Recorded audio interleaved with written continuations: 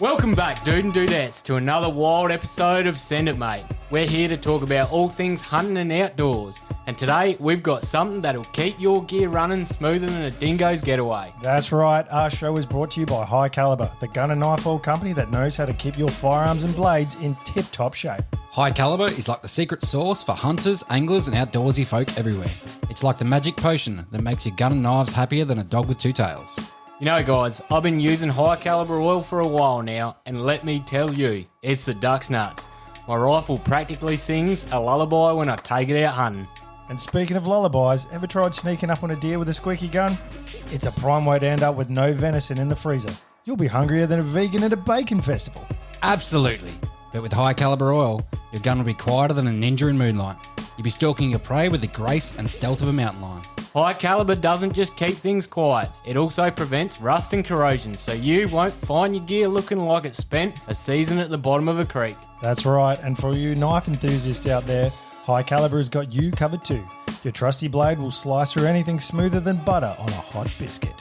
So, folks, don't let your gear become a rusty, squeaky mess. Head on over to highcaliber.com.au and grab a bottle of their oil today. And if you use the code SENDITMATE at checkout, you'll get a special discount. I say again, use the code SENDITMATE for all your oil slick, stealthy hunting needs. Thanks to High Caliber, you'll be sending it in style and silence. So, gear up, oil up, and send it, mate. High Caliber, the ultimate oil for the ultimate hunter.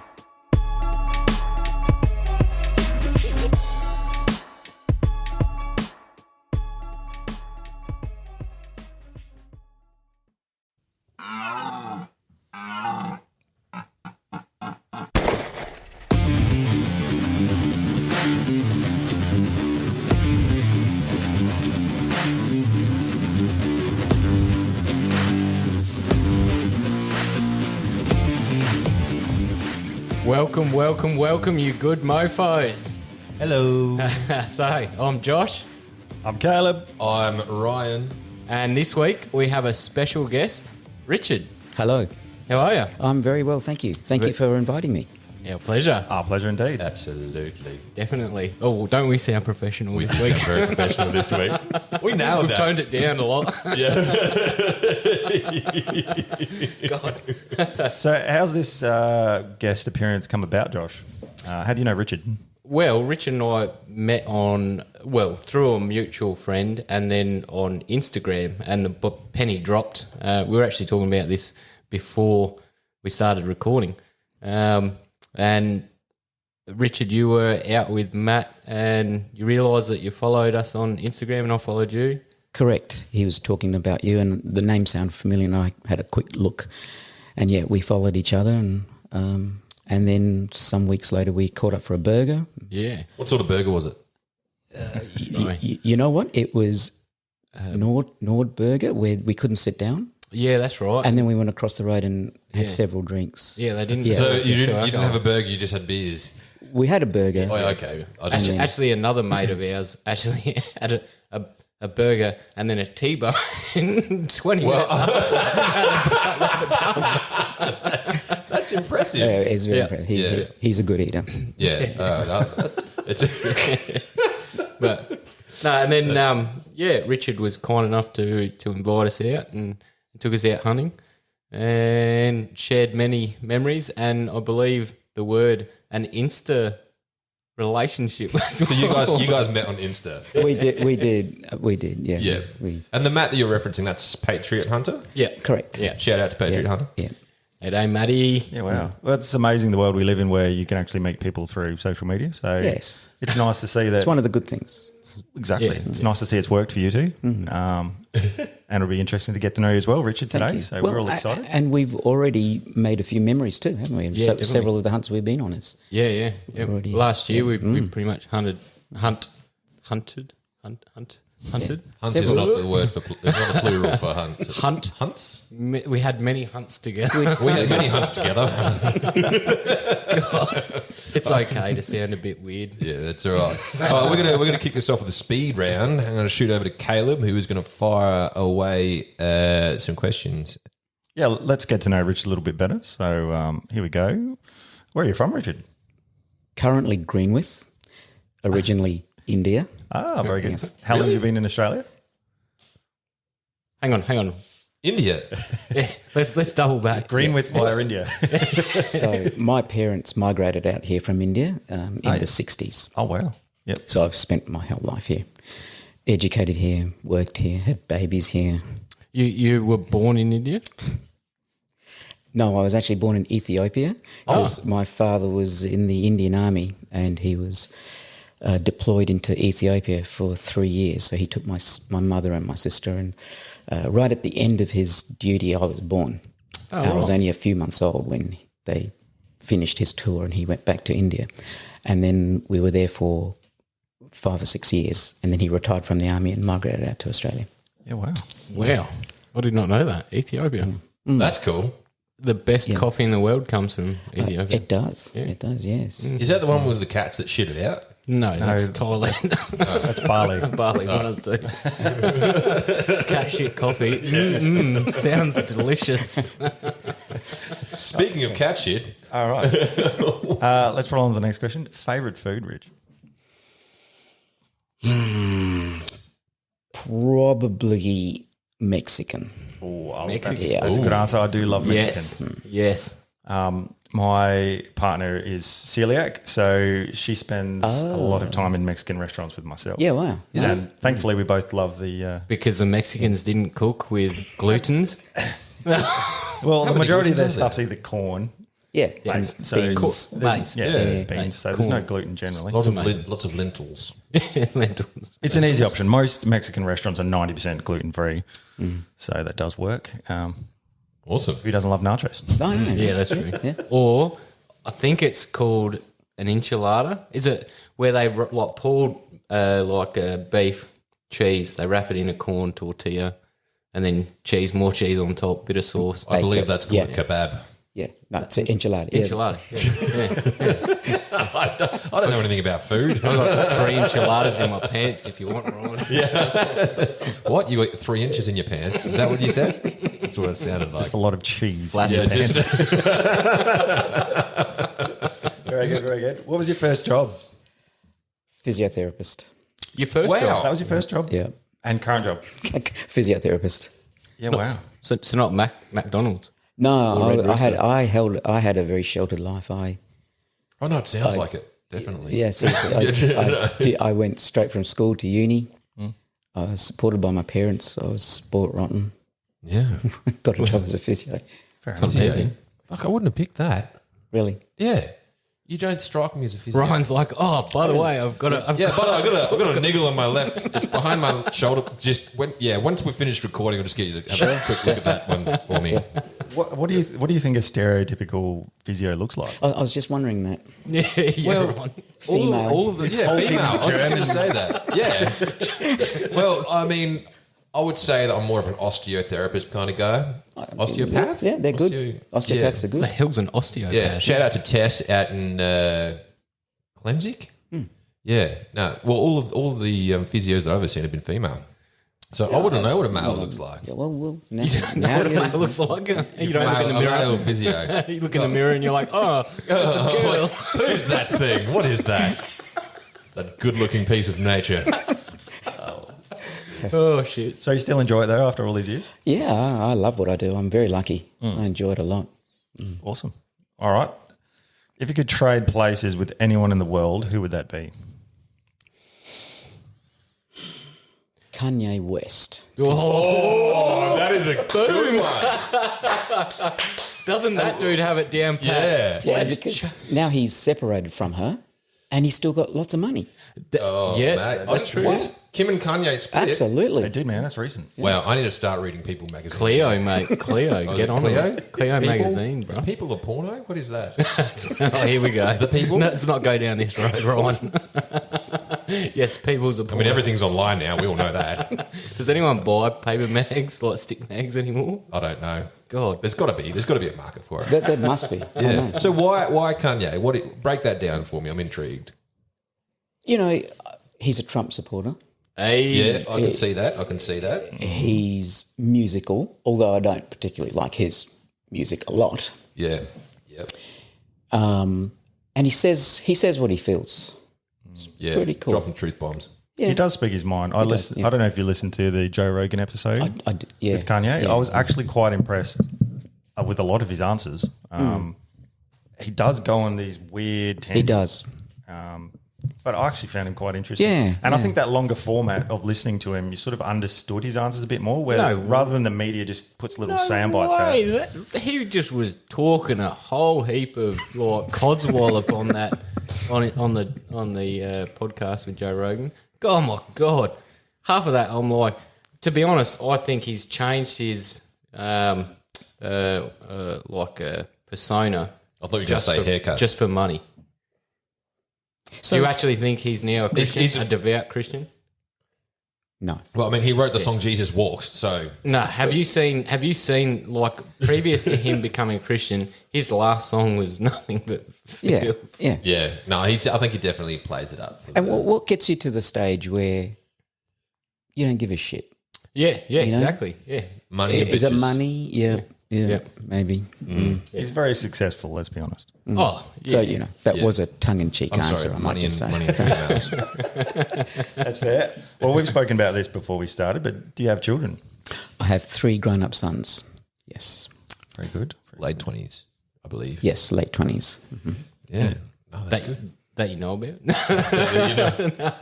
That I'm sure about. They're definitely yours. Absolutely. All right, most dangerous thing you've ever done? I dared to tell my ex-wife how to throw a netball. Ooh. And that did not go down well. yeah. Did she attempt to throw something at you? Yeah, and I got the cold shoulder for like 4 days. Yeah. Because I was trying to help, God forbid. Yeah. I mean, I tried that once. My wife was very successful in netball. She had a 94% shot rate, apparently. Oh, wow. And I'm terrible at sports. So you can imagine how that went down. So I feel your pain. Yes. I've got to admit, you are quite uncoordinated. I am like a giraffe skateboarding. That's- Watching you kick a footy. Oh, God. Yeah. Damn. It's the height. Hilarious. It's lucky I'm good looking. And a giant. That helps. All right, Reg, what's the best piece of advice you've ever been given? My father gave me a poem by a guy called Rudyard Kipling. I don't know if you've heard of him. Of course, the Jungle Book. Yes. And I'm he wrote impressed, Caleb. he wrote a poem called If. Okay. And it was given to me in the form of like a scroll, which I put up in front of my desk when I was at school and uni. And it's a very inspiring poem. I encourage you to Google it and read it. It's a really inspiring poem. Oh, very good. Did you say a scroll? It was like a slightly longer than A4 piece of paper. Yeah, but it's like rolled up. Like It was rolled up like Yeah. like an imitation parchment kind of That's thing. cool. So it was pretty cool. yeah. I wish I had a scroll. Vegemite scroll. That's about as far as your finger goes. Oh, God. Well, I'm interested to then lead on with this question. What is your most treasured possession? Oh, it's 280.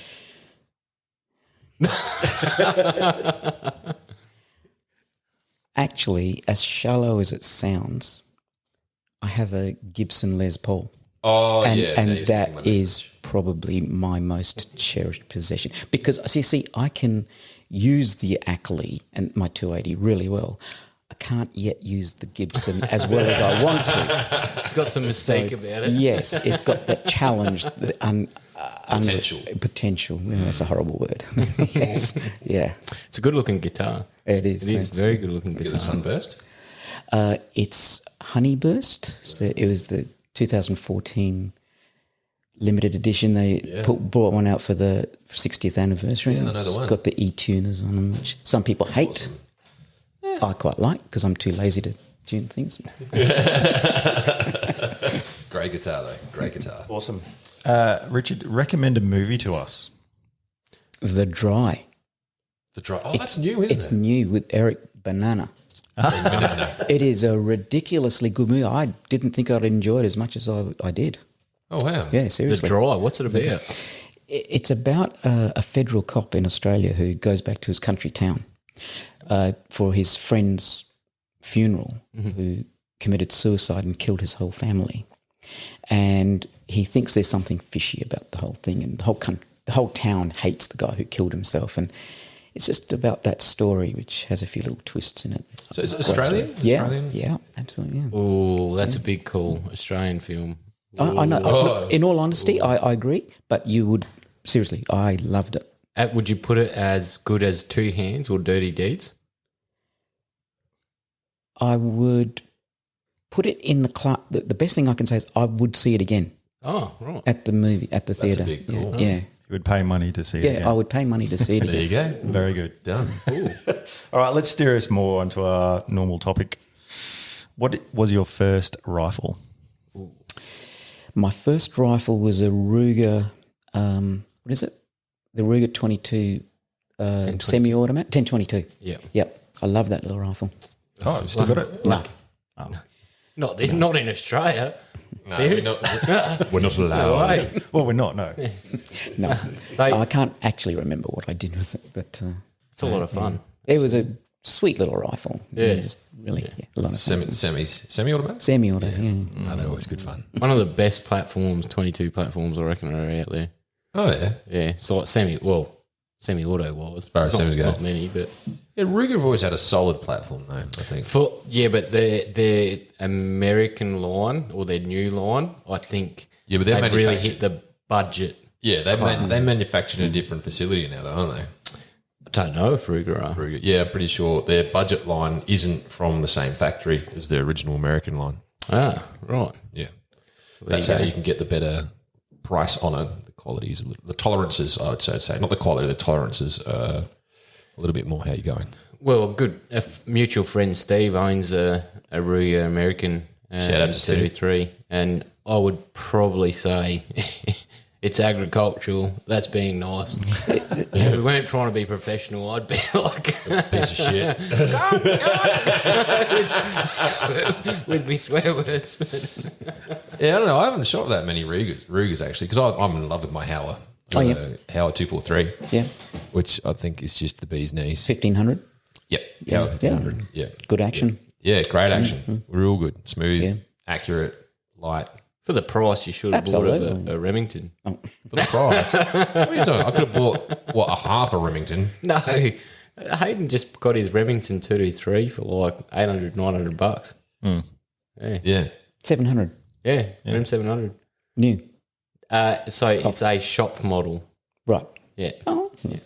Shop, what is that? Like, Like a, the display a, model. Yeah, it's had other guys touch it and work the action. yeah. It's not a virgin rifle. So he's had a lot of other people touch his barrel. They want to look at it lots. Sloppy seconds. Lots. what does Steve say? Finger banged. Think about It's been finger banged. God. I want to take this conversation back to your childhood, India. Have you gone back? Have you? No, I have not gone back. Okay. So You you want spent. I don't not want to. I just, when I was a kid and a teenager, I had no desire. There's nothing to hunt there at the moment. I think you can hunt ducks, I think. My uncle used to. So all the toys and everything's done. Basically. Chittle. nothing. No. Everything. Yep. Eland. No eland. No Eland. That's Africa. But Oh, is it? Yeah, I thought it was. no. Josh is a little right. bit geographically challenged yeah. at times. Yeah. So how has that come about? Is that just excessive hunting? Oh, and in general, population explosion. I suppose the yeah, population yeah. over there is ridiculous, isn't it? Yeah. So My father hunted. I've got photographs of him with tiger he shot and leopards and then in Ethiopia some lions, and oh wow, I had a ridiculous photograph of a lion that he photographed.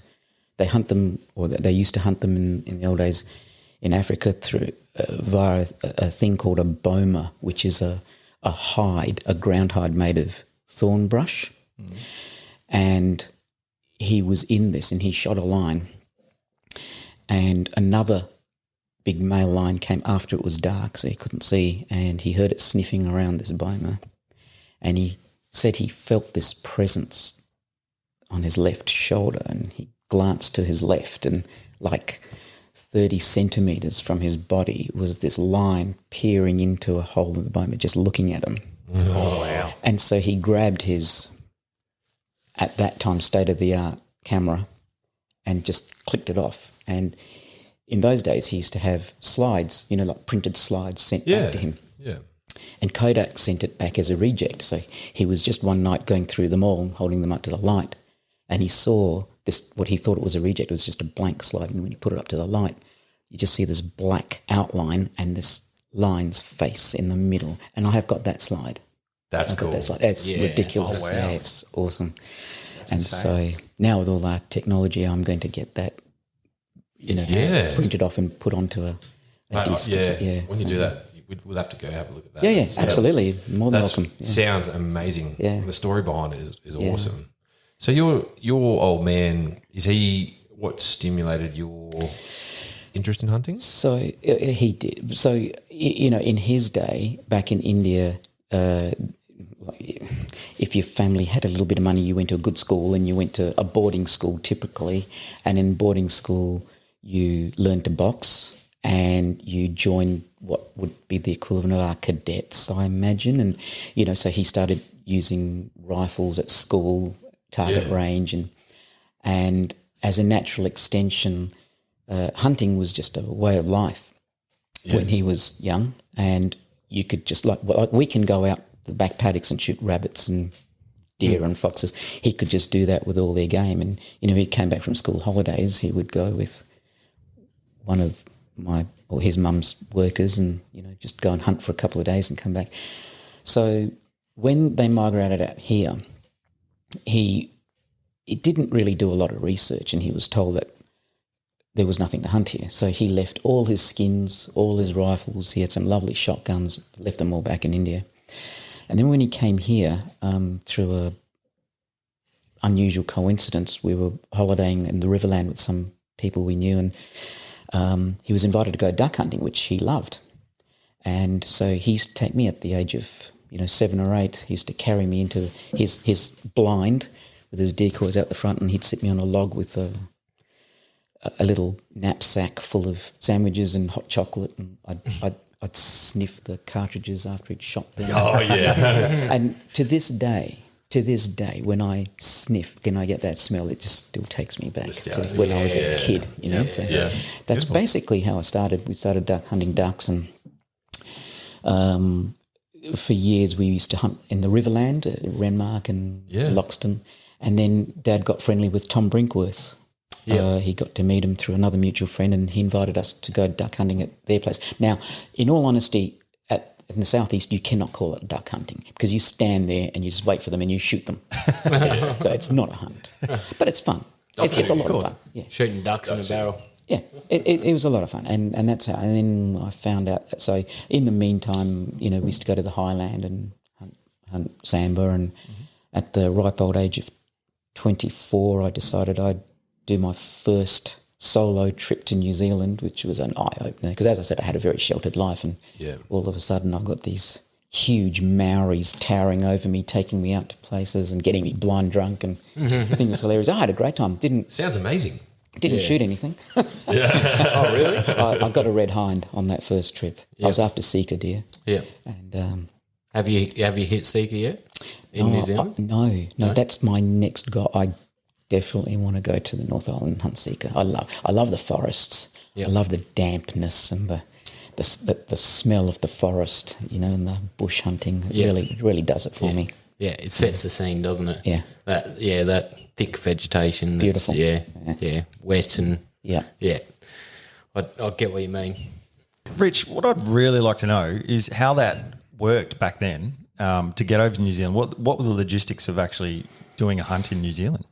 It was pretty simple. So, I'm talking about the 80s here, and we didn't even have the internet, let alone websites to look at, of course. Did you hunt in flares? So, yes, and a body shirt. Yeah.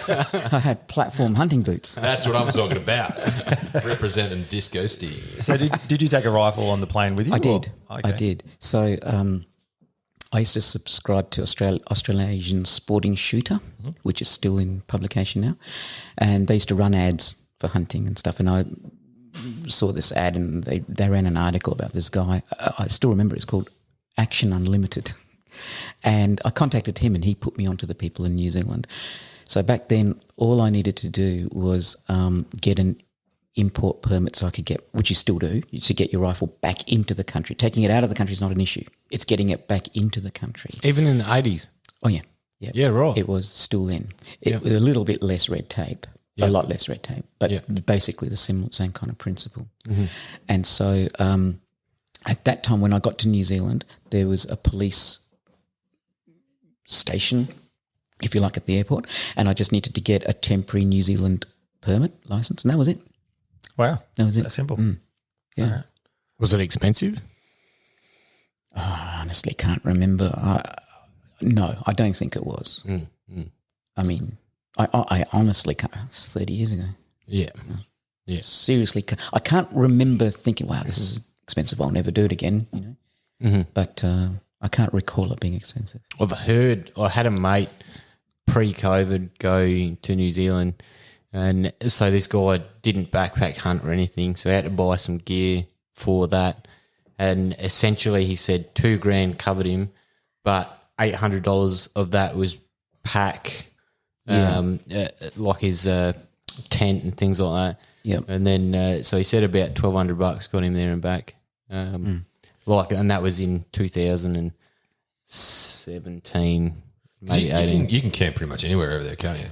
There's a lot of places you can. That's probably Steve and I have been talking about this for a while. You know, again, we were meant to go last June, actually, and what we intended to do is get a chop between 3 or 4 people, get a chopper up to the tops and camp on the tops, and then hunt from there. You know?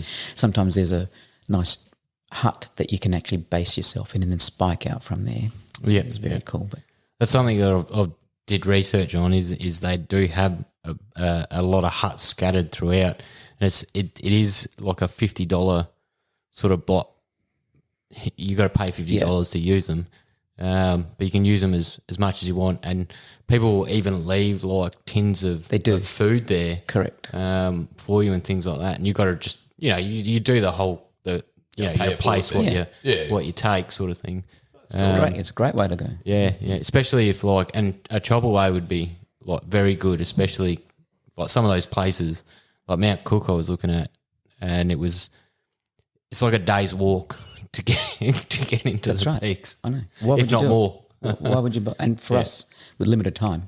Yeah. If you don't live there, it's and you've got set time frames and things like that. Yeah, it's difficult. We found that out actually, like hunting from South Australia to Victoria, you press for time, so you almost use your car to scout areas and sign and things like that, and just to speed the process up a little bit, because we don't live there. We can't just half an hour down the road and you're in national forest. They don't know how lucky they are. Yeah, I think. Yeah. Having said that, I've got a feeling if you're over there and you know it's there, you probably use it less. Like the whole grass is greener type thing. That's true. Yeah. But That's why they come over here to poach our deer. yeah, there's a lot of guys that hit Salt Creek up around that area from Victoria. Really? The amount of Victorian number plates you see driving down there, you're like, oh, Vic. I can vouch for that, actually. I drove down to Kingston 2 weekends ago to look at a puppy, actually. And coming back, I'm like, the borders have just closed and there's so many Victorians here. What's going on? Just quickly, is it a puppy or was it a tampon with 4 legs? Because, mate, that ain't a dog. It's a dachshund. It's a sausage dog. It's a Don't sausage jazz it dog. up, Joe Dirt. It's actually a dachshund, but anyway. It's a sausage dog. A duck sauce? That's how you're supposed to say dachshund. So my partner's been obsessed with Really? them Get a duck sauce. forever. So I don't think I've ever seen one live. Like, I've seen pictures of them. oh, there you I go. don't think I've ever. Most males don't own one. That's why. Well, right now, so I've said to Josh, I'll take him down to Henley Beach, walk this little puppy, and see how. Oh, really? Yeah, see Is how, that right? See how many Chick females magnet. come past. I'll come with you, Josh. Okay, Dad. It's all in the name of science. Anyway, enough about dogs. So that was in your early 20s, Yes. and you didn't come away with anything on that trip? I shot a red hind, and that's I right, yeah. could have shot several Seeker hinds. I just didn't want to. Just came back with a hangover and And I did. I nearly missed the plane coming back because they got in this particular pub we went to. When you buy around, they give you the whole long neck, right? And so because I was from Australia and that was relatively rare, I guess, in those days, everyone wanted to buy me around, and I left my boots behind, my sleeping bag behind. I got into the plane at Auckland, and I woke up in Sydney. And Wow. the air hostie actually shook me to wake me up to get me off the plane. So yeah, I'd had it. yeah, just all I'm hearing is a good time. Yeah, it was a good time. I can't honestly say I've been on a bad trip, Well, hunting trip. Yeah, I was just going to say, yeah, me neither, man. Well, no, I don't. I think we have either. Like whether you get something or not, it's about being around your mates and having a good absolutely. time. And, You never regret it. Journey, yeah. And the laughs. Like, yeah. Yeah, it's definitely you being in that environment where it is just you versus you and the people that you're with versus your surroundings. I think that definitely creates a bit of a Sure. Well, even when in adversity, like when you're faced with a challenge, like you don't make memories by sitting on your couch at home watching telly in your comfort. You know, adversity like brings on that challenge, brings on those memories and things like that. And you know, even if you're chasing those deer or pigs and whatever you're chasing, and you don't get one, you know, it's that adversity. You know, you're out there. Last week, Richard and I were in the southeast hunting, and it was like 38 degrees. You know, it was horrendous. But that's what you take away from it. You're like, yeah, it's one of those things where like in the moment you're like, yeah, it's not the most enjoyable time, but then you like drive home and you're like, fuck, I don't really want to be leaving. yeah. It's like when we went away a couple of years ago and we were staying on the Hoochies and it was just pissing down with the rain and everyone got saturated and I think we ended up packing it in. It was where were we? I think we might have been. Oh, now I'm you're telling the story, bro. yeah. I can't remember where it was. It was somewhere close. It was like an hour and a half drive out of Adelaide. And Oh no, we're north. yeah, We're in Truro. We don't go in there Truro, anymore. yeah. We're in Truro. We're in Truro and it was just shitting rain. Like not pissing rain, it was shitting rain. It was like massive droplets of water shit that were coming out of the sky. But we were there with the cars and we had Hoochies and we were like, no, we'll be right. We're all like rugged up and then it was a storm. It wasn't just rain. And we ended up, I think we set everything up and then we waited for like an hour and a half and then ended up just be like, yeah, nah, we're done. It was Sometimes it's not worth it. I mean, that property we just shoot targets at. So Yeah. it's not like there was the lure of some big game there. It wasn't worth No. it. Nah, not really. If you're lucky, rabbit and a lot of saltbush. yeah. Love a good. I've shot many a salt bush. Yeah, that's got many. Tell Richard about notches in your mine. cat. Oh, right. So, one of our recent ventures over to Victoria, we were, I don't even know where we were, somewhere in a valley. Otways. Otways. Not Otways, Otterways. No, it's actually Otways. Is it Otways? I believe there's a T in Don't there correct somewhere. me. Wash your mouth out with soap. Because your grasp of the English language far up. Perfect. Well, this is me telling you, it's the Otways. Is it actually, that's how it's pronounced? Yes, Otways. Yeah, Otways, not Otways. Otways. Yeah, I said Otways. Tell the story. I'm trying to Fuck's tell the sake. story. So we're right. So we've just pulled up. So we're having a coffee break. We've been driving for a couple of hours. We get out, and then this big feral cat runs past the front of the car. Pretty sure I'm the only one who saw it because everyone else is facing the other way. Black cat runs across the road like dirt track and sort of stops and then fuck asses around for a little bit and then drops down on the other side because we were on the edge of a hill. I'm like, oh, fuck yeah. Run over, grab the shotgun. I'm chasing it. They're like, what are you doing, Ryan? I'm like, there's a fucking cat. I'm going to get it. So I'm running over there, running. I'm like trying to chain one at the same time. And I'm like creeping. And I see black, like out, what looks like the silhouette of a black cat's head with ears popping up out of the grass. I'm like, fuck yeah. He must have just stopped there and it's sitting for a little bit. So I raised up, put the bead on it. tried to pull the trigger, realised the safety was still on. Turned the safety off, pulled the trigger again, realised there was nothing in the barrel. Racked one. Took the shot. I'm like, fuck yeah, the cat hasn't moved. Hit it, except the head didn't move. And then I realised I was shooting at a stump. Can you do that? Wah, wah, wah. But it was the perfect shape of a cat until I blew half the stump away with a shotgun. A cat in a hat? A cat in a hat. A cat in a A hat cat with in a sack? top hat with a monocle saying. To be fair, it was a black stump with some patches of white on it, so it looked vaguely cat-like. It did. It was very cat-like. I see it. Yeah, it was done. That's for those following at home. That is a story on our Instagram. Go check us out. He wasn't wearing his glasses. Send it, mate. Podcast. Anyway, Yeah, I was wearing glasses. That's the irony of the whole thing. maybe you should get your prescription checked. Yeah. Fuck. Have you had any fouls like that out in the field, Rich? Yeah. One instance some years ago with our mutual friend Nigel Oh, right. from Veteran Hunt. He, myself and another guy, this other guy hadn't shot any goats, and we came over this valley and there was like 15 goats on the other side of the on the other side of the gully, and we were all lining up, we were all pumping these shots, and I shot 3. This other guy said, yeah, I got 3 or 4, and one guy said, I got 2. We walked up and there was one dead goat with 60 shots in it. Yes. That's Yeah, we've been there before. that's amazing. We couldn't move it. It was so heavy. Yeah. That's just a goat full of lead. Yeah. Really. What's that called when you have the two people shooting at the same time? Cohort. Cohort. Yeah. That's That's what quite you- hard That's to do. An actual proper cohort shoot. Yeah, to time it right. Yeah. Is it on one or after one? That's that generally what it comes down to, man. Like in the army, they'd do like a phrase. It'd be like, "Team's ready." You'd be like, "Ready," or ready, whatever your call sign is, ready and ready. And like the person basically, what's the word? Orchestrating it would be like, shooters stand by, ready, stand by, fire, and that would be the baseline to shoot. Would you shoot So- on fire? Or would Yeah, you shoot yeah. after fire? So ready, stand by, fire. That was the countdown. So on fire, as soon as you heard that of the syllable, you just like, yep. You tried that with me once. There was just too many. No, there was too many ready. We Roger, pulled off Roger, copy. a perfect Tango cohort Charlie shoot. whiskey. I found it actually. much easier going 1, 2, 3, shoot. We pulled off a perfect cohort shoot actually.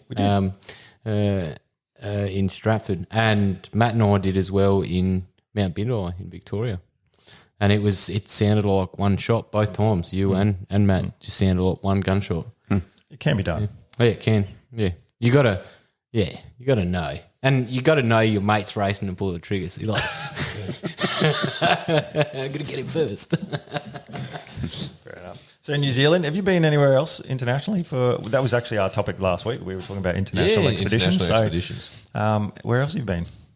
I've been very fortunate. I've been to Montana, Wyoming, South Dakota, Quebec, South Africa, Zimbabwe, and New Zealand.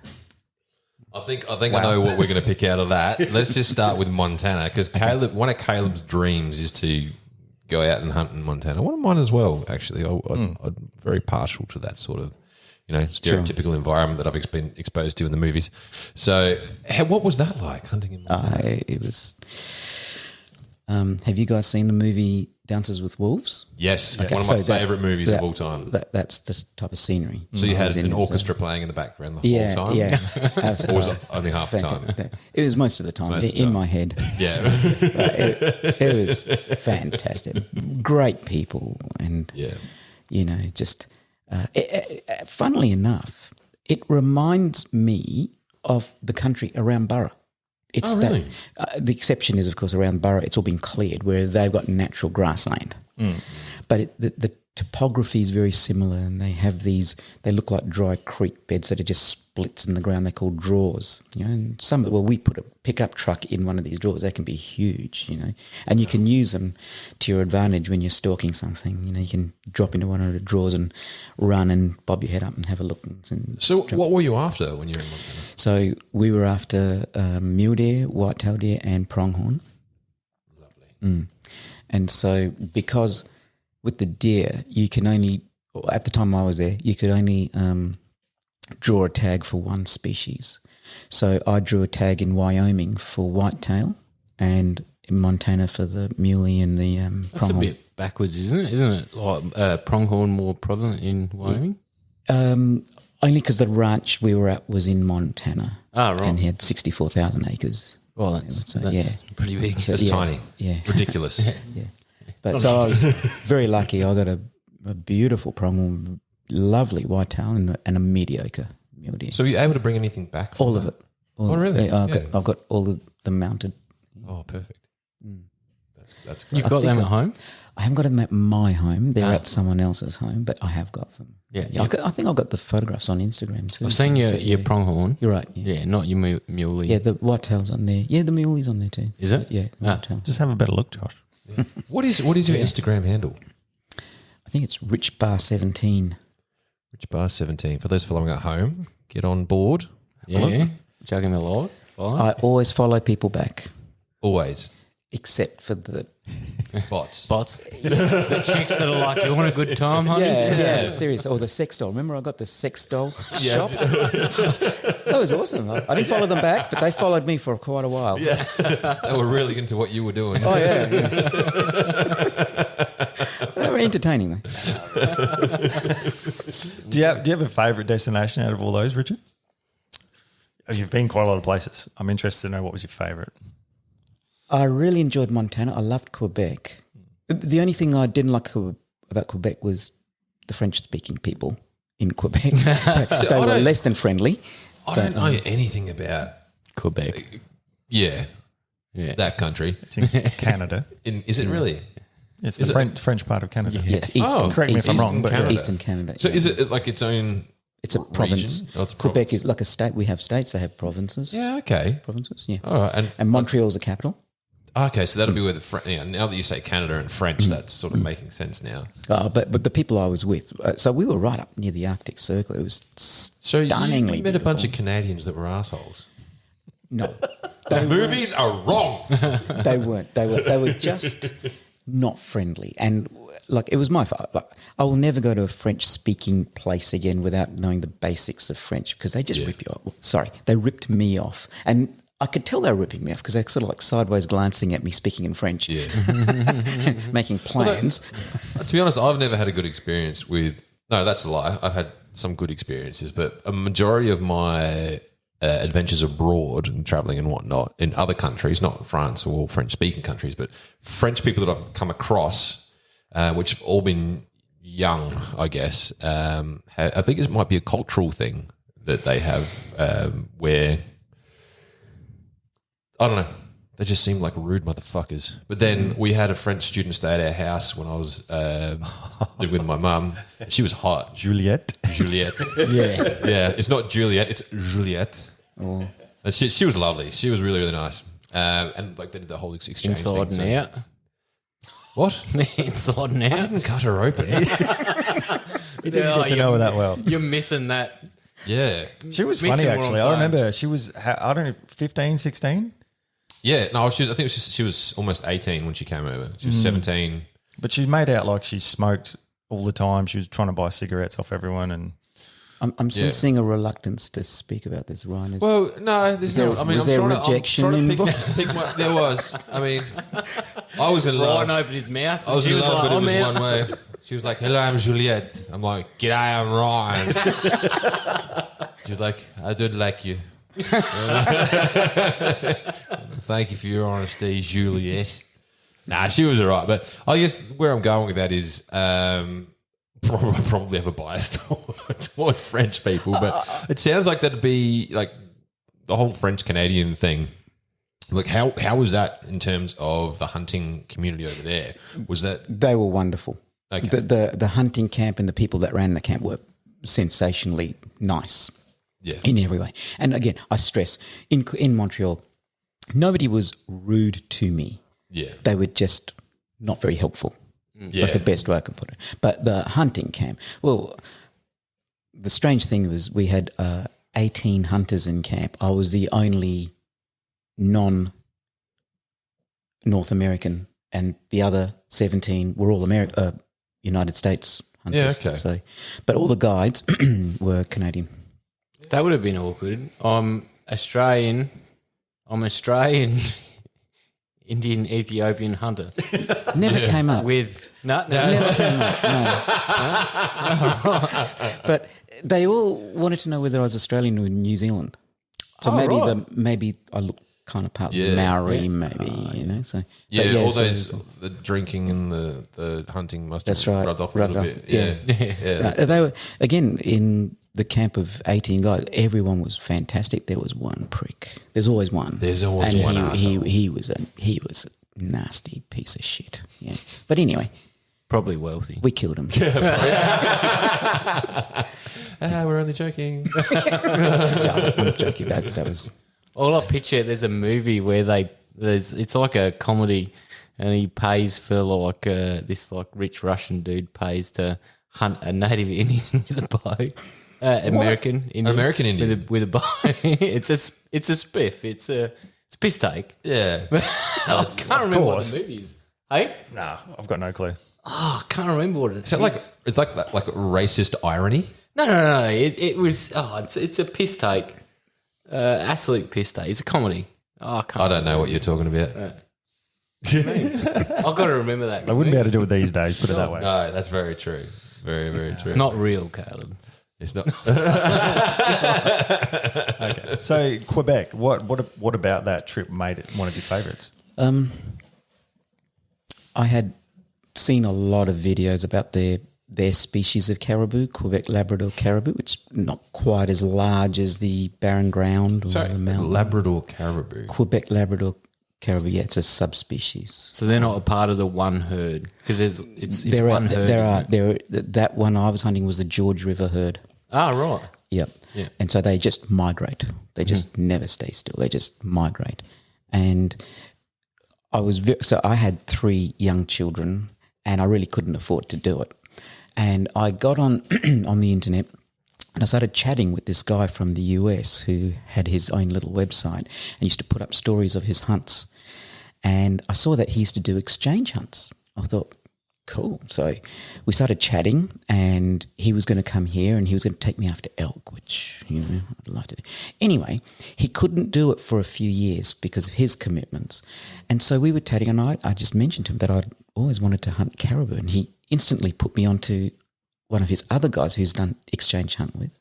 And this guy used to own a marketing company, and he did all the marketing for this caribou hunting outfitter. So he and his wife wanted to come to Australia, and he said, look, if you can give me a hunt, he was a bow hunter, if you can give me a hunt, you can come up here and hunt free for the cost of my airfares and my tags. Wow. Nice. No-brainer. Yeah. No-brainer. Yeah. So that's what I did. That actually brings me to a question. So you were quite a prominent guide in South Australia. I don't know about prominent, but I did. Thank you. So, yeah, again, through the duck hunting side of things back in Water Valley and in the southeast, when I found out that Tom Brinkworth was starting to import deer and fence his property, I started talking to him with interest, and then Nigel and I decided we should see if we can get hunters to come and pay us and take them out and become outfitters. And the very first year we were called, in fact, I think it's still registered in my name actually, it's called Australian Game Safaris, AGS. Oh, right. That obviously linked the caribou? No, that was... No, so you were taking them on an exchange hunt outside of that? That was before the caribou, way Oh, before right. the caribou. Yeah. So, So let's just go back to some names that you dropped Sure. there. Who are those people, and what relevance do they have in South Australia? Tom Brinkworth is passed away, and he was a very, very prominent landowner and grazier in the southeast of our state, and he had very large tracts of land. And back in the 80s, he dug channels to carry excess water away from farming land to the Coorong. Right? And before he even did that, he developed a lot of wetlands on his property and did organised duck hunts. Duck shoots. So you'd say he's sort of on the forefront of the he definitely was. organised hunting sort of entities in South Australia. He definitely was. Yeah, he really was. And so he decided then that he would fence 64,000 acres of his land and stock it with all the 6 species of deer we have. So once the fences went up, Yes. it sounds like he was quite a resourceful man. Was he more of a anyone can come around and hunt? Yes, that was his original intention. Anyone could come and hunt on his property. Really build that community sort of around the sport.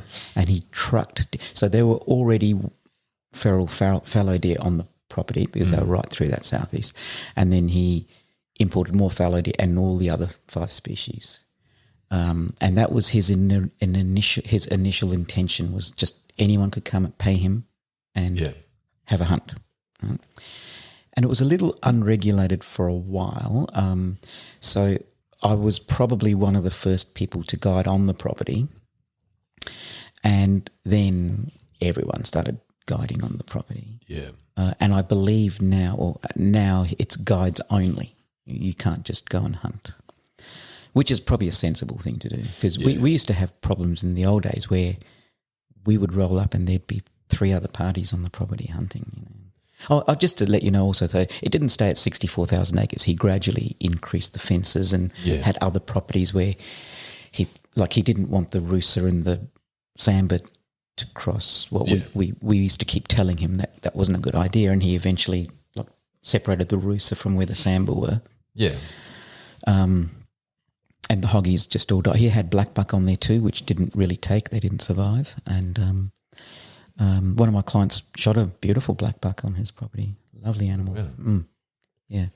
So Nigel and I did that for a couple of years. It's just, we had a young family and both had work commitments, and it was just difficult. It was, I must say, it was kind of a whim. Certainly on my part, an itch I wanted to do and try, and I made some great friends. So that was in the mid-90s. I still have people that are in contact with me now from those days. One chap that's on our group chat, on Darren. He was one of my original clients. Mm-hmm. Yeah. So, it was a great thing to do. I had a great time. I had a few interesting clients, which is another topic again, but I had some great times. It's just the first year we capped it at 8 weeks. I took 2 months off work and I was solidly booked. Wow. And I could have gone on for longer. The second year I just said I'm giving it 5 weeks and that's it. And then I did it sporadically. People would just ring me and say, look, can I come out for a hunt? Then I would just do it, if I could. So you're still doing that now? No. Oh. Yeah, well, I mean, that's something Ryan and I particularly struggle with, is because we both work full time. So finding that time to get away for a hunt is always hard, just because you capped at 4 weeks annual leave a year and all that sort of stuff. So fortunately, I was self-employed and still am. So I was able to get a locum in for my business, and they would do the work for me. And the harder thing for me was being away from my young children and of course my wife for that period of time. That was a bit tough. Yep. Yeah. So you'd spend the entire 5 weeks away? No. So classically we would go for a 3 to 4 day hunt, come back for 3 or 4 days, prepare for the next hunt, and then go straight out again. Yeah. That's living. Yeah. I'd do that in a heartbeat. Well, we did talk about this on the last I think it was the last podcast that was released, about trying to pursue things that I heard a lot of fucking excuses. Yeah.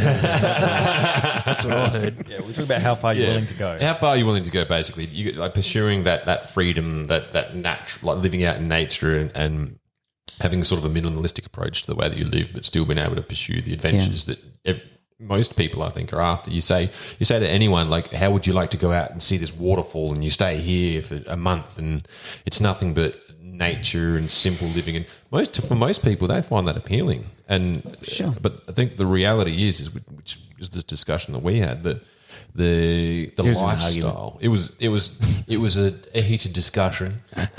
The lifestyle that most people are stereotypically drawn towards within Western culture is it doesn't give you that freedom to be able to just go off and pursue that sort of thing. The other thing is, Joshy, it's not always as pleasant as. So seriously, after even 5 weeks, I was getting sick of talking about this deer's habits and that deer's habits. I wanted to talk about football and, I wanted to see my kids coming home from school. And it's not like you're hunting for yourself, The first once or twice is, but then after a while, and then you do get some people that are less than appreciative. Seriously, these guys are at that time, so 20 odd years ago, they were paying me $275 a day plus trophy rates, and I had to kick them out of bed.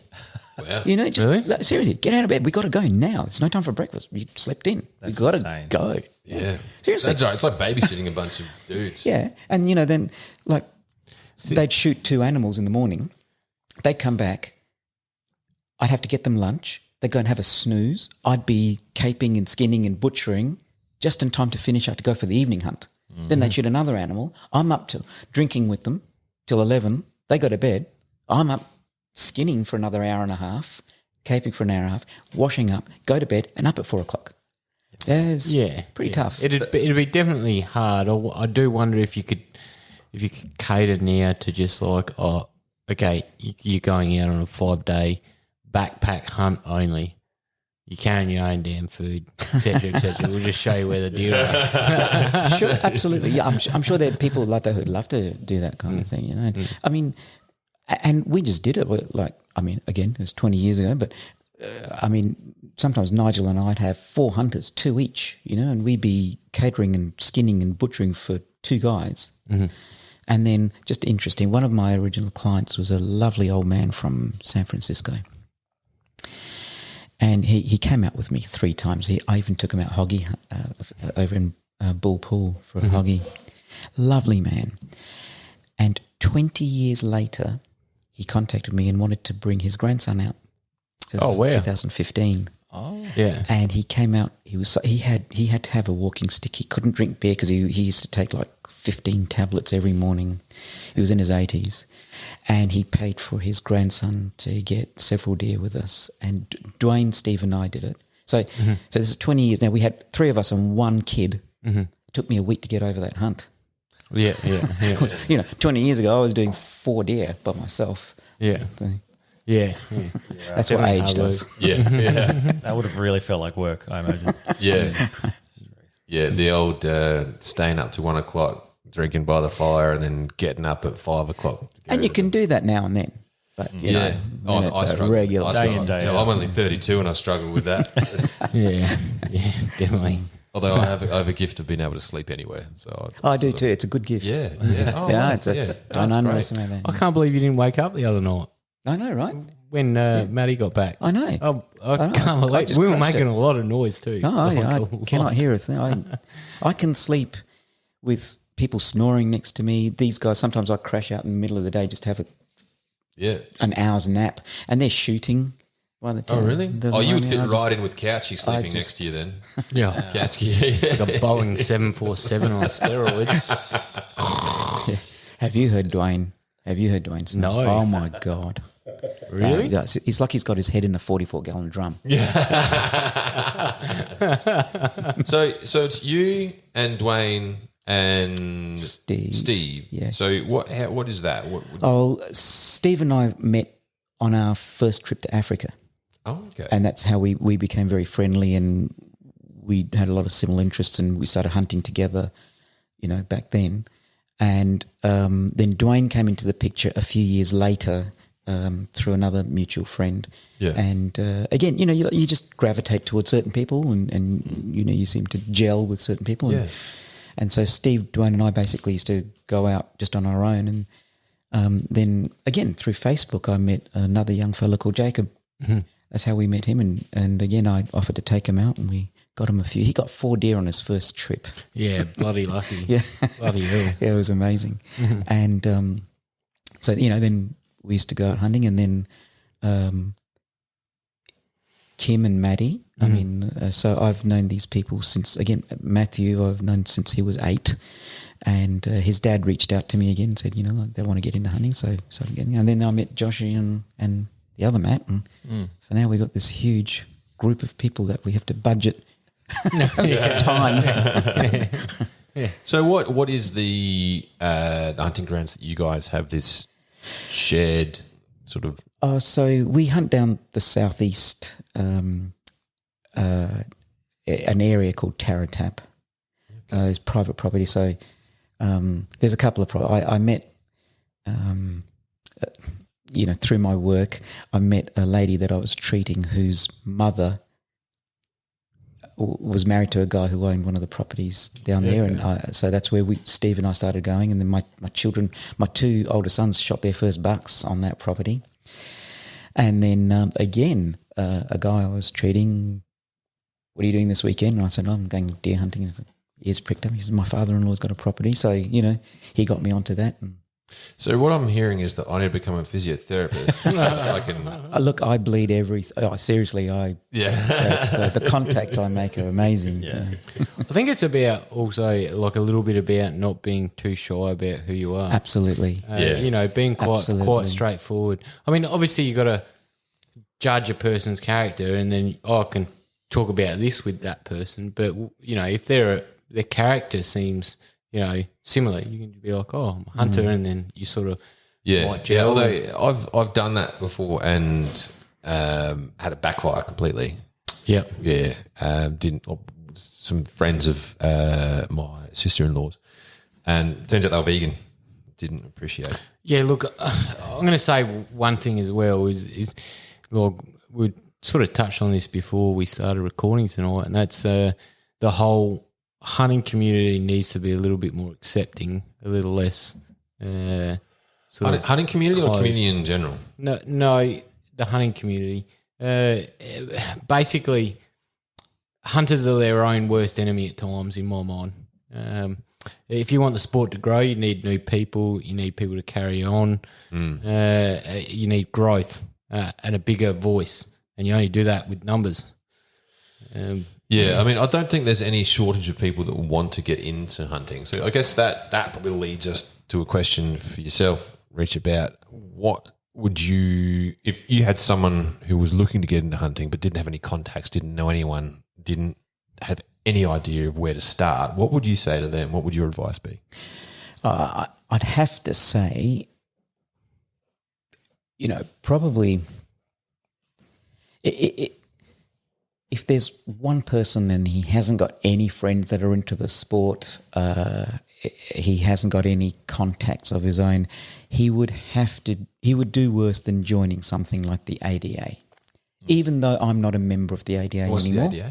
The Australian Deer Association. They've got several branches around the country, and they've got 2 branches in South Australia. And that would give you automatic access to hunting. Okay, not automatic access, but you've got to do some due diligence. You have to be a member for a while. You need to go on some working bees. Some hoops to jump through. Correct. I think the Adelaide branch make you do some kind of test where you have to hit a target at 100 yards or something. But, so I mean, you probably do worse than that. We've been very lucky in that I've had contacts for quite a while, and so and then from there it just grows, because you get friendly with people, and then they might introduce you to some areas that they go to, Matt took us to Tintinara, Dwayne's taken us to Tintinara, just rabbits and stuff like that. But that's how it just grows. And I feel like it's a little bit easier at the moment since, I guess public land in Victoria and New South Wales has become accessible. If you love the sport, you're going to drive there.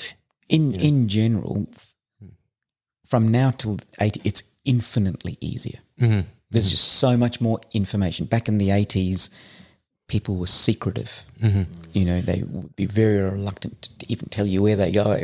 I think that's still. I think that sort of attitude still is present. It is to a limited extent today. I think that that's what Josh is talking about, where there's a lot of it's my hunting ground, so I'm not going to tell anyone where it is. Yeah. But Look, and that's understand. Look, I get both sides. You sort of understand it, but at the same time, you get a little bit frustrated with it. But having said that, Richard's right. We have more opportunities now. I mean, like Victoria is a 5-hour drive, 6-hour drive. Yes. Boom, you're in huntable land. You know, and it's there. It's pretty easy. Just go online, get your permit, go. It's not that difficult.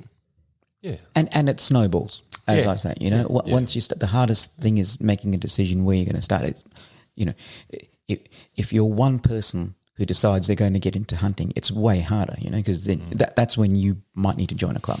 You know, Yeah. and a hunting club, not a rifle range necessarily, but a hunting club like the sorts of the ADA or perhaps some of the others that are around the place. But It definitely is a massive leg up if you know someone. So Of course. where I started was simply through Josh and him going out with his old man, and then like we've known each other since we were 7, and the first few years at least of you going out hunting, I didn't go with him. And I thought, yeah, it kept bugging me. Oh, come along. And I didn't really particularly have that much interest in it. But that first time I went, I was just hooked straight away.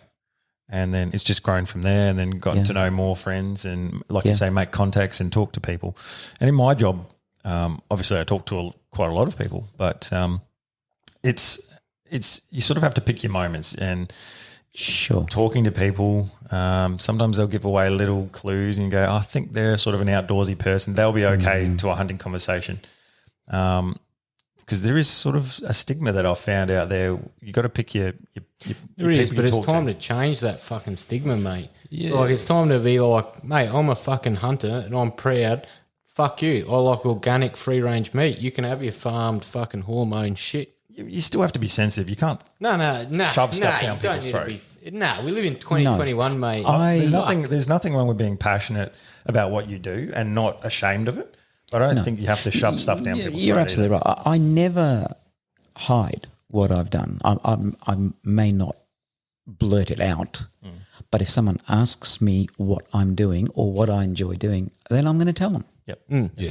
And it's then their choice to carry on the conversation or not. And just my experience is most of the people I come across are extremely interested in what I do, and the fact that I don't buy red meat, they find that fascinating. And that's a part of the passion is just being true to yourself and being like, oh, well, what are you doing this week? Oh, well, I'm going out hunting. Correct. I'm going out hunting, mate. I'm going to go shoot some pigs or some bunnies or something. I think there's a difference between being true to yourself and then denying oneself. So if someone outright asks you, Yes. like, are you hunting? You're not going to be like, well, no, because that would be Sure. denying yourself. But I think that there's a time and a place and reading. Well, not really. If you like replace hunting with footy, and I'm Karen, hey Ryan, what are you doing this weekend? And you're like, oh, I'm playing footy. Yeah, but Same I'm not shit. saying that you need to be like reading every person as if they'd be against you speaking about hunting. What I'm saying, I'm not saying be rude about it. I'm just saying quite honestly. no, not being rude about it, but understanding that like you're not going to go out and start blurting out that you're a hunter if it's not prompted. Essentially, is what I'm getting at. Sure. Yeah. Yeah, that's Yeah. So, and then in that, the prompting is it could be a generic question that someone's asking you, and this is Yeah, but this is where we sort of pussyfoot about a little bit as hunters, especially like Caleb. I understand you have a job, and that job is very sort of like it has a very certain stigma. You're trying to get clients for your company, etc., etc. Oh, I get that. You want to put your best foot forward, but at the same time, if someone asks you, just don't. You just got to Don't read. beat around the You got bush, to just read your simply- audience, man. You got to pick your moments. So You do, but I think I've more had a people are open to knowing about it or hearing about it than what you think. I mean, I have been surprised time and time again. When I owned a cafe in Mawson Lakes, I had a regular couple. In the end, they just were like, "Oh, what are you doing this weekend?" I was sick of hiding it because Mawson Lakes cafe, fuck. And I was just like, "Nah, I'm going hunting." And you know what? These were like probably the least people I'd ever expect to accept it, and they accepted it, and they were like, "That is awesome," you know, et cetera, et cetera. And then from that, like Richard was saying, I met a lady actually that was from New Zealand, and she grew up, and that was her life, was hunting. Right, that was how she lived. You know, that was part of her everyday life, just like footy is to you, Caleb, and things like that. It was just a part of your life. And she ended up coming to the cafe with her sets of pigging knives because they do a lot of pigging in New Zealand. And she brought her knives, and she just walked up. She used to ask for coffee with chocolate in? God, mocha. And she asked, she'd come up Maybe and this ask is for why you that. don't have a coffee shop anymore. Yeah, probably, mate, probably. But she's laid out her knife collection in the middle of this cafe in Mawson Lakes, and my cafe was packed. I'm like, you can't do that, mate. Shit. No, you're a hunter, Josh. Live it proud. But she was like, she had no, she couldn't almost, you could almost see it. She had no comprehension that it was not right to just to do that. bring out her knives. And I think that's where we should be able to get as hunters, where to that point where we don't have to, tread on eggshells because we're a hunter. Rich, have you ever come across anyone who hasn't been as receptive to you being a Not hunter? recently. Again, I guess I can sense if they don't want to continue the conversation, and we just talk about something else. But I find there's still like a general, I'm going to say ignorance in that, once they learn I eat what I hunt, there's a softening of their position, and there's still a conflation with hunting and enjoying killing. They kind of automatically assume that because we hunt, we enjoy killing something, which in reality is no different to eating and enjoying killing something. If you're eating an animal, are you enjoying its death? No, I mean, so, and then poaching, people say, as long as you're not hunting, illegal species. Of course, we're not hunting, endangered species. And I think Facebook and the social media platforms where there's a lot of misinformation that has definitely fueled those fires, where the ignorance has gone from just a general stereotype to people using false data as an accusation against hunters. But this is where social media is a double-edged sword, because we get a say back. So we get to actually put the facts out. Well, it's interesting how you say that, because statistically false news and false information travels further quicker than but real the fact that information. we get an instantaneous reply is something that we didn't have even in the 90s. Yeah, that's true. Yeah, that's true. Especially Lines from the communication. comfort of your couch. So we do get to voice our opinion quite quickly. Yeah, I'd say that I would say that you're right, but I would also say that we do not have the advantage with truth on our side. Yeah, because we're dealing with death at the end of the day. That's right. Richard's right.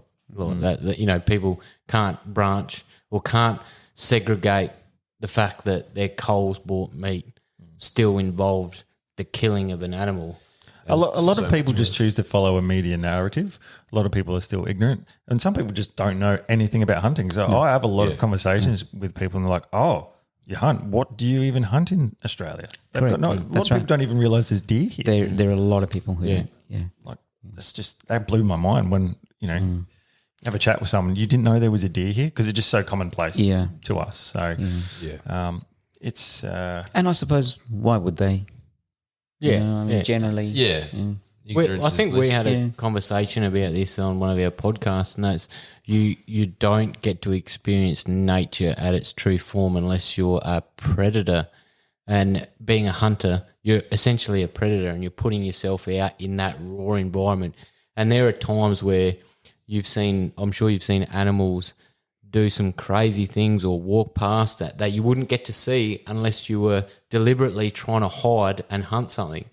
I mean, you might get lucky as a hiker and stumble across it once every blue moon, but as a hunter, Yeah. probably not. No, I agree. Well, Actively pursuing to inject yourself, and you don't into get to animal's see that territory. rawness, that purity, unless you're setting out to do it. I mean, obviously, David Attenborough is a completely different thing. That man has spent hours and hours and like a In the bush. life, literally a lifetime. Yeah, but a hunter does the same thing essentially, man. And on that note, Rich, because you spoke about your father with that photo. Mm-hmm. What's your most surreal experience that you've had with an animal? Wow. I mean, it is something quite interesting Well- because you spend so much time focusing on a particular animal. In all honesty, I was on a rooster hunt in New South Wales, near Orange, and I was sitting on this guy had a beautiful house, and then he had like a little hunting cabin, and I was sitting on the porch of that, and there was some rooster hinds feeding on the lawn in front of me, and I grabbed a piece of bread, which I'm not sure if you're meant to give to you.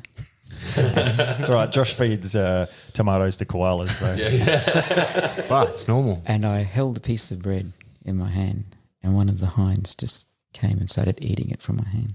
That's That intense. was amazing. It was a wild Wild deer, animal. just a wild deer. So- That blew me away more than anything else. For those playing at home that may not know what a hind is, just explain. A hind is a female deer. So it's just terminology. So certain deer are called bucks and does and fawns, and certain deer are called stags, hinds, and calves. And people think it's an American thing. It's actually not. It's a European thing because the Europeans call fallow deer bucks and does, and they call roe deer bucks and does. And the Americans called white-tailed mule deer and black-tailed deer and coos deer bucks and does. And all other species are referred to as stags and hinds, except elk and moose, which are bulls. Bulls and cows. There you go. So you had wild female deer I did. Eating out of from your my hand. Yeah. That's pretty intense, actually. Nature does some crazy stuff, doesn't it? Yeah. Absolutely intense. It's And to everyone else, I didn't kill it. So. You fed it go. deer and run then into you were like, the house Let with it go. bloodlust. Where's my gun? No. I mean, I think the amazement that we get out of something like that is just how disconnected from that sort of environment that we are. Sure. And then to experience something like that is because humans, as a species, we've essentially taken over the world and extracted ourselves from that natural environment. So for a human to experience something like that and have that connection in nature, as raw as nature can possibly get, with an animal that would most likely run away from you than would come towards you, I think that's what adds to that experience. And for me, what we spoke about, I think it was a couple of podcasts ago, my first stalk in the middle of a rut, which I think was down in Lucendale, was, I think I described it a little bit more picturesque than last time, but basically first early morning fog, and there was 6 bucks just howling, just absolutely Stags. roaring. Absolutely roaring, and then I remember rolling up there, and my mate put a 30-30 lever action in my hand. I'm standing there, and I'm just like, I would, if I didn't take one more step, I would still be happy. Yeah, battle fat, mate. It's what's called a battle fat. Yeah. It's bad. You got a stiff dick. Yeah, that's what it is. It's better than sex. Yeah. Yeah, well, I think we've established that the general consensus out there is that no. The general consensus out there is that no. See what I did there? I'm interested, Richard, how your hunting has evolved over the years. Like even just from the gear you use, or how early you get up. You've got a few more years on on the clock than us, and even we've talked before about. rude. Well, I think that was quite a not. I get it. you're old, Richard, Richard. you don't You're look old. a day over 21.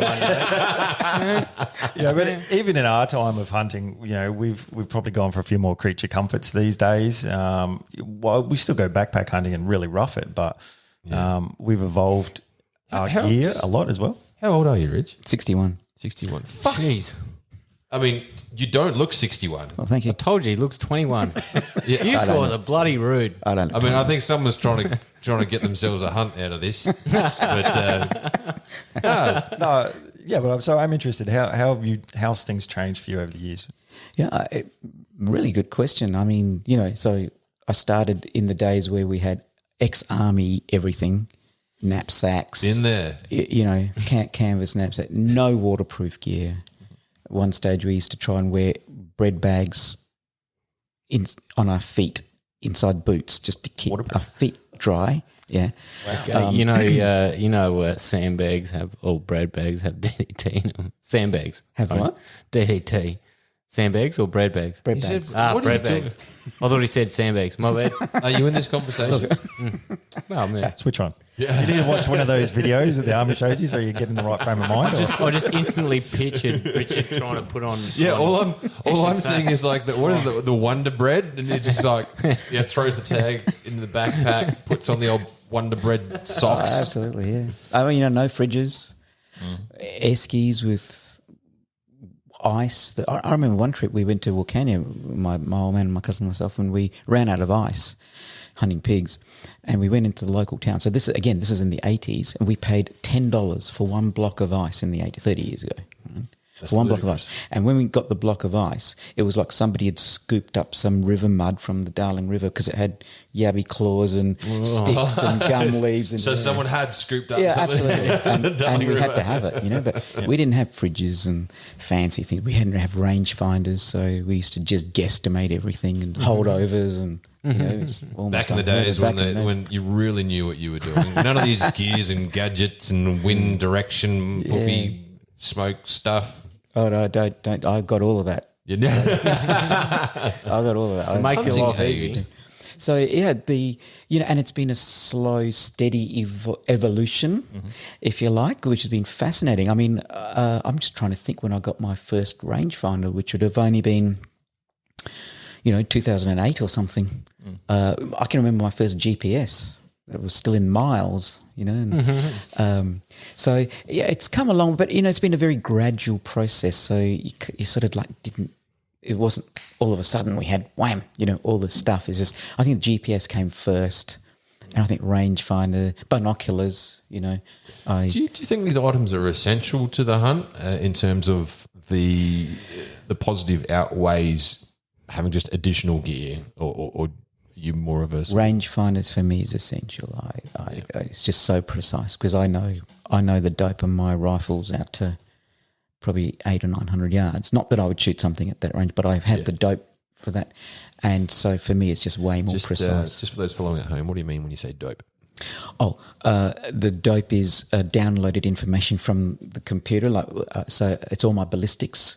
So we punch in. I've got an app on the phone, so I punch in the bullet weight, the bullet type, the power, the velocity, the muzzle velocity, and it'll give me an estimated bullet drop at different ranges. Right? So my scopes my scopes have turrets on them, so then I can turn the turrets up and basically instead of holding over or estimating, I can just hold dead on at a certain range because I've got all that information. Now, some people might think that's cheating. Do you think it's cheating? No, definitely not. It's being smart. Do you think it's cheating? I don't think it's cheating. No. I'm definitely old school in that, but I think it's probably because I'm a cheap ass and don't fork out for the gear. 100%. That's what it is. I take pride in being the Kmart shopper out of the group where everything I get is budget and everything that I do is about learning, like I like to have that feel. Like Sure. Know the rifle well enough yeah. not to need to. I mean, a rangefinder definitely, I think it's a tool that helps, but knowing what your meal diet's going to do, knowing how high you need to raise up. And I think a more of an agricultural approach is what I have to everything. I think it's a better way of putting it. That's all right. Yeah, but that'll once again, evolution will take over, man. Oh, I have no doubt. Like one day I'll be like, I'm fucking tired of this. I'm just need to get some fucking tech. Yeah. But binoculars is probably the first thing that I encourage people to get. Yeah, I mean, I'm still trying to catch up. And No gun, just binos. Yeah. So you throw your binos at yeah, upgrade to something big, some real big binos, because that's a bigger caliber. Yeah. Oh, that's interesting. That's right. So, what would you say out of your entire kit? What, other than obviously the rifle, what would be the most crucial bit of equipment that you use? Binos. Binoculars. Binos. Yeah. Oh, sorry. Rangefinder. Where have you been the last 5 minutes? I mean, You know, you can get binos with rangefinders in. Oh, I just blew your mind. is that actually a thing? It is. Oh, yeah, it's a real thing. No, I'm kidding. I knew that was a thing. I swear I'm not dumb. Do you know what would be? I've always wanted to get one of those, like a scope with the built-in rangefinders. To be honest, Sig Sauer do an LRF, and then they do a scope, and then it's compatible Bluetooth wise to a Kestrel. And I didn't know What is this that? What is a Really? Kestrel? it's a barometric It's a weather, weather. little weather station. Reads the wind, speed, direction. So you can have all of barometrics. your data being collected in real time through your Yeah, scope. mate. It all like Bluetooth together and just Yeah, that's cheating. yeah. That's cheating. There's a mob in South Africa that do long range pigeon shooting with .22 cal air rifles, and I'm talking about they're smacking pigeons, and I don't know, it's like a woodchuck thing, but In in flight? Africa, at 300 meters, mate. No, In flight? no. Well, no, that's not that impressive, then, is it? okay. Our mate Bjorn does not several hundred yards, but out to 100, 120 yards with his an air rifle? with his 30 cal air rifle. Yeah, Really? yeah. Bloody hell. That's impressive. That's not bad. Yeah, not bad at all. I can't even hit something. So, what about dogs, Rich? Have you ever hunted with dogs? Only quail and pheasant, and they weren't mine. Oh, one was, yes. I did have an English pointer, but and ducks, for retrieving, but not deer. If I lived in the high country, I would probably have something like a wire hair pointer. As in or for something. deer? Yeah. Not a scent trailing hound, Yeah. a bird dog. Okay. I think they would be very useful because you've seen how thick it is. I mean, animal goes 30 yards, you might not find it. Yeah. The dog will scent it out. Oh, no, unless you run after it. Yeah. Been there. Ryan gets tunnel vision when he's Yeah. He does. Didn't have a GPS either. yeah, and gets lost. I've been lost Yeah. Where were you lost? in the paddocks where we hunt. He didn't know where he was. Yeah. Do you know? He was lost. Somewhere. Well, in Australia, South Australia. I've been lost several times, hunting deer in Clare, I got bush, only for a little while and I found my way out. Yeah, so I'm not the only one. No, I find that as long as you know your cardinal points at the end of the day, because before you go, you're going to know where the roads are, your cardinal points, and then you're You like, would if I think. walk east, I'm going to hit a road. yes, you would Unless think. you're... You would think that's a really smart thing to do, unless you're with Steve. And you forget to count the gates that you've been through, and it's completely overcast, and you think you're going west when you're actually going north.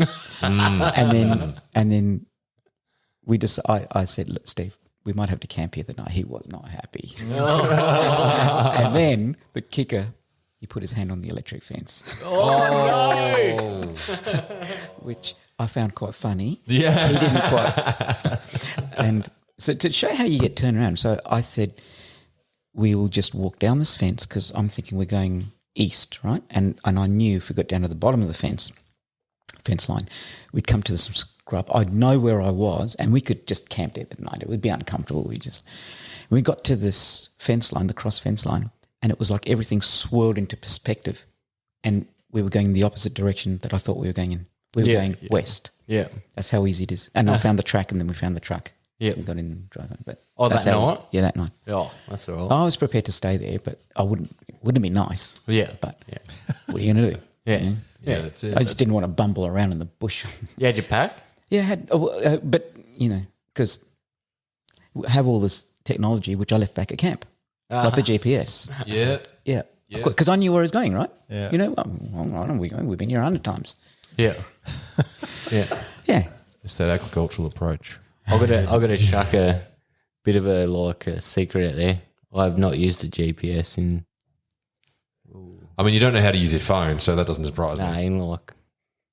since I left the army, 2014. Was that like back when the GPS was a backpack? I'd really try to take note of prominent landmarks now, so I don't get lost. I think the issue, the issue that I have is like I'm the dude in the passenger seat scrolling through Instagram when we drive through the properties. Everyone else is like, yeah, there's the peaks and there's the plains and there's the sun that goes up and sets over that. And I'm like, ooh, yeah. Pretty women. yeah. And then it's like, bam, all right, we're at the campsite, and I get out, no fucking idea where we are, how far in we've come. But they know. They know, that's right. Yeah, it's all right. As long as one person knows. That's right. And then that's why I get lost. Oh, yeah. All right, Rich, I might ask you one final question. You've been very generous with your time. And that is, do you have a dream destination or species that you still haven't Species. that you still let's haven't hear the achieved yet? species. Yes. I'd love to go to Alaska. I'll go tomorrow. if Oh, I could. yes. Now you're speaking my language.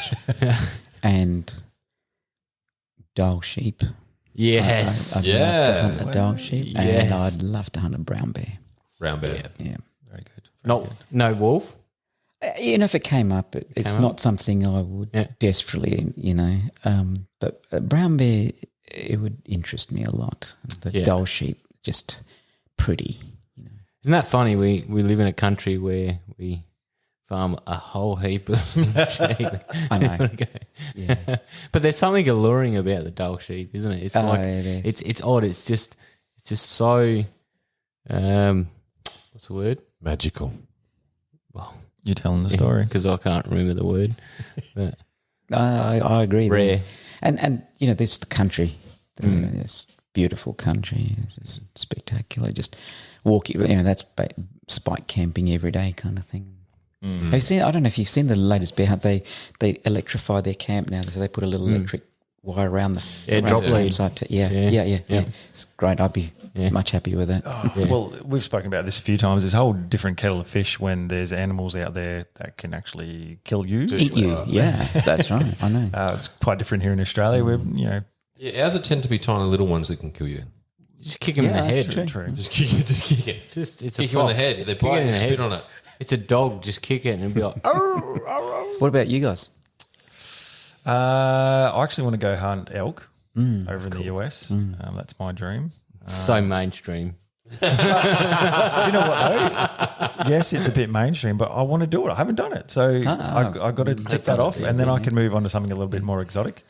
Elk are exotic. They're very good eating, too. Beautiful eating.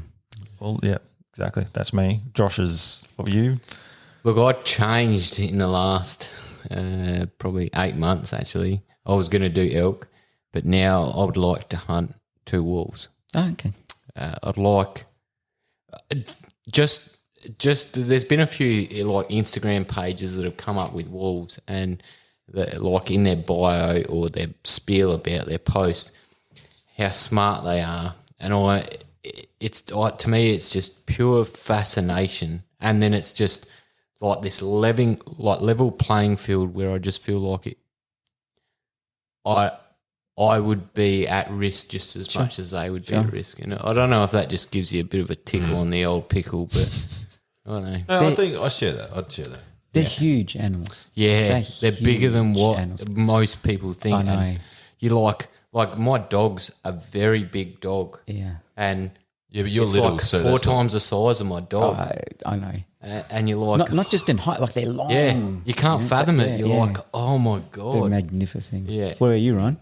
I've not really got a specific species that I would like to hunt. For me, it's more about the environment. Sure. So I do enjoy like the challenge and the hardship. So subarctic conditions is definitely up there. Like the more likely I am to die, the more excited I get about hunting in those areas. So I'd say of recent a recent add to the list would be down probably through the Sahara. Go just full blown desert, and then For lizard. no, I'll go. What are you hunting in the Sahara? Camel. Well, you can go. Oryx, Yeah. Gemsbok. There's a couple of different species. Gemsbok you can would get be out nice. there. Yeah. But I because I'm not really what I would say is that I'm a trophy hunter. I just hunt for meat. Like I'm definitely more orientated around the feed than I am having something hang on my wall. So for me, hunting is more so about the environment and having a connection to the environment and experiencing the hardship of making it through that environment and surviving.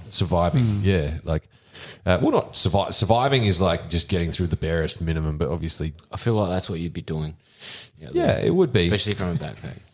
yeah, but like not like just by the skin of my teeth surviving and coming out with frostbite, but like thriving in a difficult environment is probably a better way of putting it. Yeah. Okay, it's a challenge. Yeah, yeah, absolutely.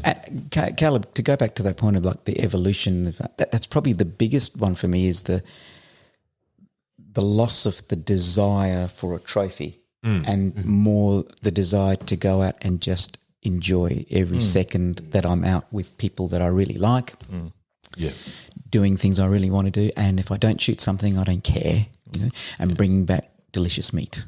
yeah. That's probably the biggest evolution through my, Did you start out like? Did you start out with like wanting to chase that big trophy? No, honestly, I probably started off just wanting to hunt, and then the trophy thing because you see you get coerced and seduced into seeing these wonderful looking antlers, and so you really desire that species or that species, and then after a while, it's Yeah, I mean, if it's not, I'm sort of some person that if it hasn't got a practical application, then I don't really see the point to it. Yeah. I mean, look, everything's got a memory too. And Yeah, that's true. Like if you've got a set of antlers, there's always a story behind it. It's usually really interesting. So sometimes you just see something and get out of the car and shoot it. But most of the time it's got a really significant story, That's good. I mean, just even when we went to the May hunt last year when we came out of COVID, I mean, each one of us, like that, you were with me when I shot that doe. Or, looking for that buck you hit, and they're all really good stories that we'll tell in future. Yeah, around that's camps and that was a good day actually. Yeah. I still remember Maddie went up first to try and stalk in, and then we sort of switched. That's right. And I hit that doe and then tried for that back, and then as we were walking out, it was everything just seemed to like almost fall into place. Like as we were walking out, there were does along the fence line, and you were like, oh. And my my batteries on my rangefinder died. Technology. So technology. Yeah. But see, we had another one. Yeah. Oh, so you didn't take the agricultural approach? No. No, kind of. Yeah, sort of. I just said, Josh, just tell me when they're at 300. That's fair. Richard, it's been an absolute pleasure having you on the Thank you very podcast, much. I've mate. enjoyed it. Yeah, it's been good. So we'll have to get you back on again another Yeah, time. anytime. Love to. How can people follow you on Instagram again? I believe it's richbar17. Beautiful. Yeah, that dudes and dudettes, jump on that. Get it a like. Let's get him. Get some follows. Let's get him some. Is follows. there anything else that you'd like to plug or promote while you're here? Your podcast. Absolutely. That's probably already been plugged. Yeah.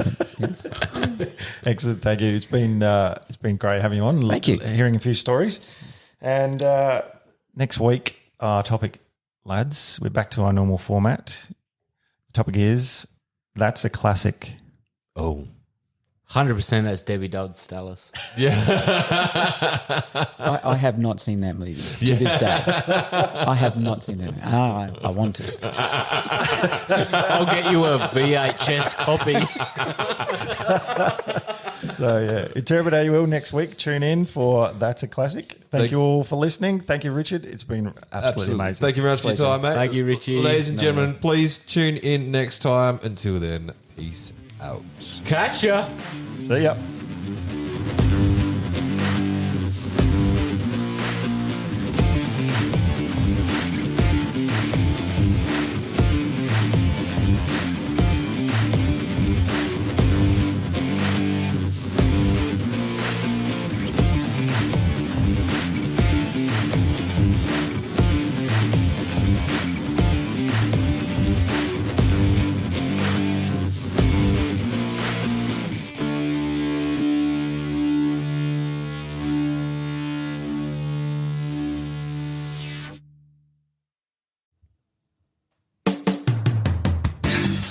G'day, dude and dudettes.